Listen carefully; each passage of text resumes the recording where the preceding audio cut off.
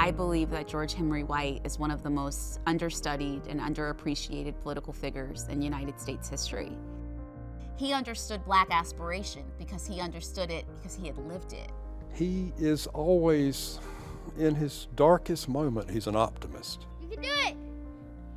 George H. White created this community as a way to bring his own people to create group economics, which means that you can do business with yourself. Congressman White foresaw literally what came to being in the latter part of the 20th century. I think that was what President Obama tapped into when he talked about him in 2009.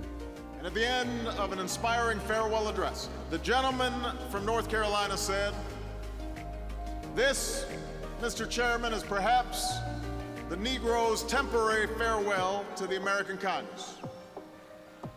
But let me say, Phoenix-like, he will rise up someday and come again."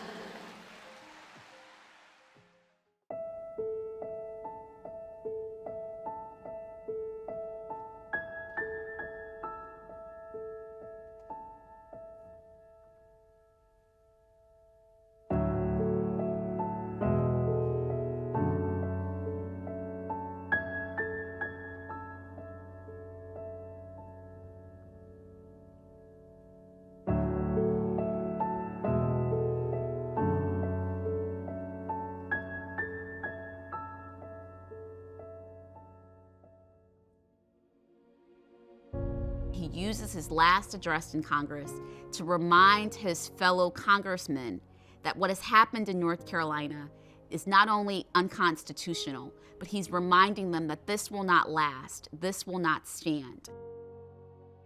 You may use our labor for 2.5 centuries and then taunt us for our poverty. But let me remind you, we will not always remain poor. You may withhold even the knowledge of how to read God's word and then taunt us for our ignorance. But we would remind you that there is plenty of room at the top. And we're climbing. Obliterate race hatred, party prejudice, and help us to achieve nobler ends, greater results, and become satisfactory citizens to our brothers in white.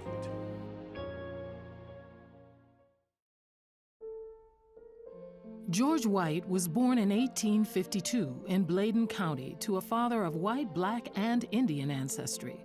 The actual ancestry of his mother is unknown. There are many scholars who believe that perhaps she was enslaved. His mother may have been a slave, we don't know. He never said one way or the other. And it's unlikely because for a free man to father a child with a slave owned by someone else would have been a crime at the time. His biological mother passes away at an early age, and his father remarries into this prominent, relatively speaking, prominent family, free people of color, the Spaldings. The upshot of all his upbringing was that he treated Marianna Spalding White as his mother, the only mother he ever knew. They were turpentine farmers. They raised thousands of acres of pine trees and tapped the pine trees to take the rosin out to boil into turpentine. So George White grew up as a free child. He's a literal Tar Heel, turpentining, dipping, scraping, hacking lonely pine trees. That was our main industry. Probably his stepmother was the most important influence in his young life. She was one of nearly 100 grandchildren of a man named Benjamin Spalding, who was the patriarch of the family, a freed slave. Don't believe he could read or write, but he insisted that all his children and grandchildren be taught to read and write.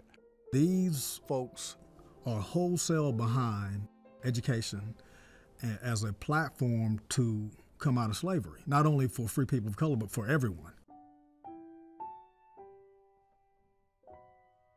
You may withhold even the knowledge of how to read God's word and then taunt us for our ignorance.